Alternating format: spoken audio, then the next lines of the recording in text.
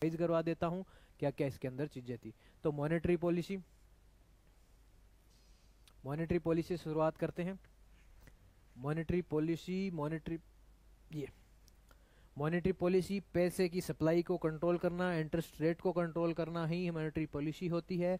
Monetary policy का ये जो रामबाण है वो आपको याद रखना है कि पैसे अगर आरबीआई की तरफ जाएंगे तो मनी सप्लाई कम होगी, मनी सप्लाई कम होगी तो इंटरेस्ट रेट बढ़ेगा, इंटरेस्ट रेट बढ़ेगा तो इन्फ्लेशन कम होगी और इन्वेस्टमेंट भी कम होगा।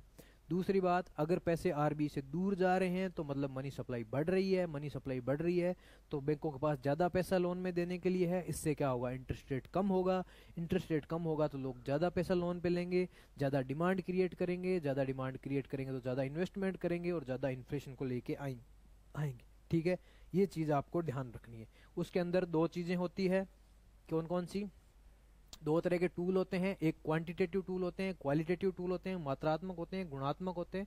मात्रात्मक में हम क्या करते हैं, मात्रात्मक में हम मात्रा को कंट्रोल करते हैं, जिसका सीआरआर, एसएलआर, बैंक रेट जो हम आगे देखेंगे वो उनके तहत किया जाता है। और जो क्वालिटेटिव टूल है उसके हम डिस्ट्रीब्यूशन को कंट्रोल करते हैं कि हम कितना डिस्ट्रीब्यूशन किस सेक्टर को जाएगा, आरबीआई जो है इस चीज को देखता है।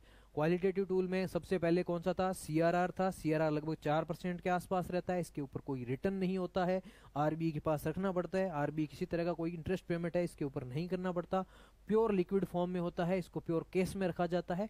फिर एसएलआर है, एसएलआर के अंदर क्या होता है कि एसएलआर को लगभग 10 या 12% के आसपास रखना पड़ता है। अभी डाटा मैं अपडेट करके आपको बता दूंगा क्या है। और उसके बाद में क्या, इसके ऊपर कुछ न कुछ रिटर्न है आपको मिलता रहता है बैंक को, क्योंकि इसके अंदर प्योर लिक्विड फॉर्म नहीं होती है, इसके अंदर गवर्नमेंट सिक्योरिटीज, ट्रेजरी बिल या फिर गोल्ड को भी रखा जा सकता है जिसके ऊपर कुछ न कुछ रिटर्न है वो होता है। ठीक है, ये हो गए दो। फिर हमारा आता है बैंक रेट। बैंक रेट वो रेट है जिसके ऊपर बैंक है, सॉरी आरबीआई है, वो लॉन्ग टर्म में बैंकों को उधार देता है। ये हमेशा जो है उधार देता है, इसको बढ़ाओगे तो सप्लाई है वो कम होगी, सप्लाई कम होगी तो आगे की पूरी घटनाएं वो वैसे चलती रहेगी, बार बार उसको रिपीट करने का कोई औचित्य नहीं बनता है। ठीक है, इसी तरह एक विंडो है liquidity adjustment facility. Liquidity adjustment का मतलब है कि अगर आपके पास ज्यादा लिक्विडिटी है तो उसको कम कर लो, कम है तो उसको बढ़ा लो।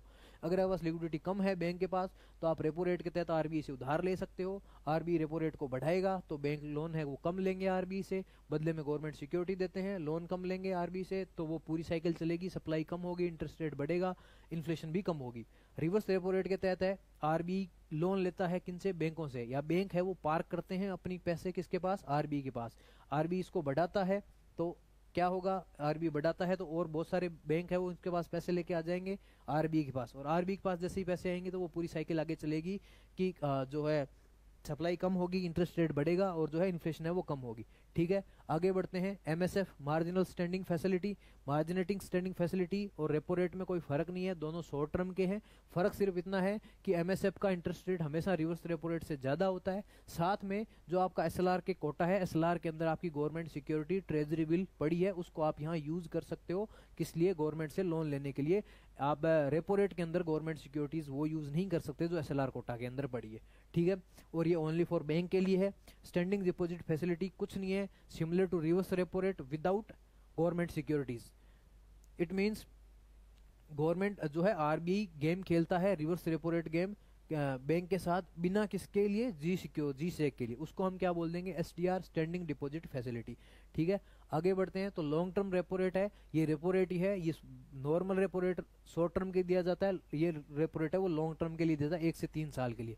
ओपन मार्केट ऑपरेशन के तहत है, आरबीआई गवर्नमेंट सिक्योरिटी को बेचता है या फिर खरीदता है, और उससे क्या है, मनी सप्लाई को कंट्रोल करता है।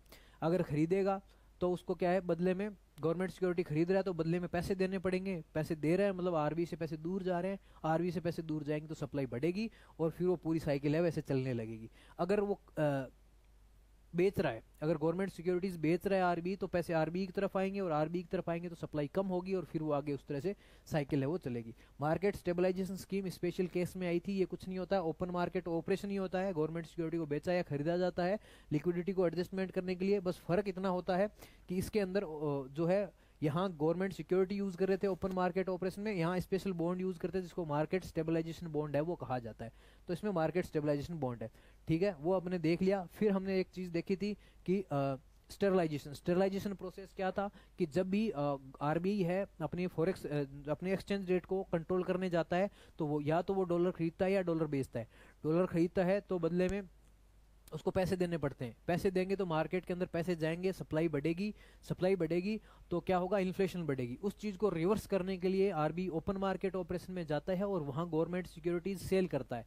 वहाँ गवर्नमेंट सिक्योरिटीज सेल करेगा तो क्या होगा, पैसे वापस ऑब्जर्व कर लेगा। वहाँ जो पैसे इन्फ्यूज किए थे उसने डॉलर को खरीदने में, वो वापस गवर्नमेंट सिक्योरिटी बेच के वापस पैसे रिकवर है वो कर लेगा, है ना। तो ये होता है स्टरलाइजेशन में। स्टरलाइजेशन का मतलब है न्यूट्रलाइजेशन है कि जो इम्पैक्ट हमारा एक्सचेंज रेट को कंट्रोल करने के कारण हुआ था सप्लाई चेन मनी सप्लाई के ऊपर, उसको हम रिवर्स कर देंगे ओपन मार्केट ऑपरेशन में जाके।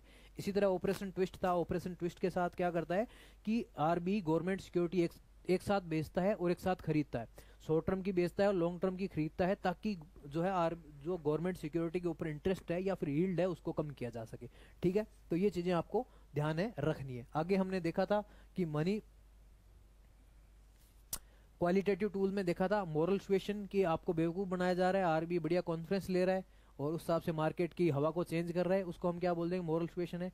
डायरेक्ट एक्शन के तहत अगर कोई बैंक कानून फॉलो नहीं कर रहा है उसके ऊपर पेनल्टी लगाओगे, उसके ऊपर रिस्ट्रिक्शन लगाओगे, उससे आप जो है लोन का डिस्ट्रीब्यूशन है वो चेंज करोगे। लोन टू वैल्यू कि आप अगर मोर्टगेज दे रहे हो उसके बदले में आपको कितना लोन मिलेगा, जैसे कि गोल्ड लोन हो गया, होम लोन हो, होम गोल्ड लोन, या फिर जो आपको लैंड के बदले लोन लेते हो उसको आप, एग्जांपल मैंने बहुत अच्छे से पहले बता चुका हूं मैं। क्रेडिट रेशनिंग कि आप फिक्स कर दो कि कौन आदमी को कितना क्रेडिट मिलेगा, कि एक इंडिविजुअल को एक स्पेसिफिक पर्पज के लिए, होम लोन के लिए कितना पैसा मिलेगा, एजुकेशन के लिए कितना पैसा मिलेगा, वो सारी चीजें यहाँ इकट्ठी कर दी जाती है। कंज्यूमर क्रेडिट कंट्रोल कि पर्सनली मेरे क्रेडिट को मैं कितना पैसा खर्च कर पाता हूँ इसको कंट्रोल करना, कैसे करना, ईएमआई, डाउन पेमेंट, इनको कंट्रोल करो आप तो हमारा पैसा भी खर्च करना वो कंट्रोल हो जाएगा। Priority sector lending, priority sector lending है वो लाई गई थी कि एक हर बैंक को एक फिक्स परसेंट है एक पर्टिकुलर सेक्टर को देना पड़ता है, और नॉर्मली जो शेड्यूल बैंक है उनको 40% प्रायोरिटी सेक्टर लेंडिंग के अंदर लोन है वो देना पड़ता है। 40 सेक्टर में 12% SC/ST को, 18% एग्रीकल्चर को, 7.5% माइक्रो एंटरप्राइजेस को, और 2.5% है वो रिन्यूएबल एनर्जी एक्सपोर्ट, इन सबको दिया जाता है। ठीक है, अब ये किन के लिए कितना है, तो शेड्यूल बैंक के लिए 40% है, विदेशी बैंक के लिए भी 40% है, आरआरबी के लिए 75 है, एसएफबी स्मॉल फाइनेंशियल बैंक के लिए 75% है, यूसीबी है ना अर्बन कोऑपरेटिव बैंक्स के लिए 75% है, और ग्रामीण जो सहकारी बैंक है उनके ऊपर लागू नहीं होता क्योंकि ऑलरेडी वो ग्रामीण सेक्टर के अंदर काम कर रहे हैं, पहले से जो अनसर्विस्ड लोग हैं उनको सर्विस दे रहे हैं। ठीक है, ई कुबेर पोर्टल याद रखना है जहां पर आरबी फैसिलिटी देता है कि आप गवर्नमेंट सिक्योरिटी बेच सकते हो, खरीद सकते हो, ये हर किनको रेपो, रिवर्स रेपो, एमएसएफ की तरह हम जाके नहीं खरीद सकते, बैंक वाले खरीद सकते हैं। पॉलिसी कॉरिडोर सबसे ज्यादा एमएसएफ होता है, उसके बाद रेपो रेट होता है, फिर रिवर्स रेपो रेट होता है, रिवर्स रेपो और एमएसएफ के बीच का जो गैप होता है उसको हम पॉलिसी कॉरिडोर है वो बोलते हैं। ठीक है, फिर मॉनेटरी पॉलिसी कमेटी तो उर्जित पटेल कमेटी के कहने से 2016 के अंदर बनी थी, और इसके अंदर कितने मेंबर होते हैं, 6 मेंबर होते हैं, 3 आरबीआई के, 3 जो है गवर्नमेंट ऑफ इंडिया के। आरबीआई का गवर्नर होता है वो उसका हेड होता है, अगर वोटिंग बराबर हो जाती है, 3 वोट इधर 3 वोट इधर हो जाती है, तो कास्टिंग वोट की पावर होती है आरबीआई गवर्नर के पास, फिर वो एक निर्णायक मत दे सकता है जिससे एक तरफ 4 हो जाए, ये आरबीआई के पास पावर होती है। और ये क्या करती है, सीपीआई को हेडलाइन इन्फ्लेशन मानती है, सीपीआई को टारगेट करती है, और टारगेट कितना है 4% ±2, मतलब 2 से लेकर 6% का टारगेट रहता है।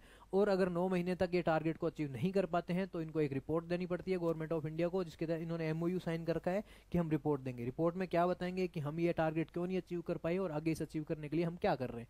ठीक है, तो उर्जित पटेल कमेटी सारी चीजें हो गई, टारगेट हो गया। ठीक है,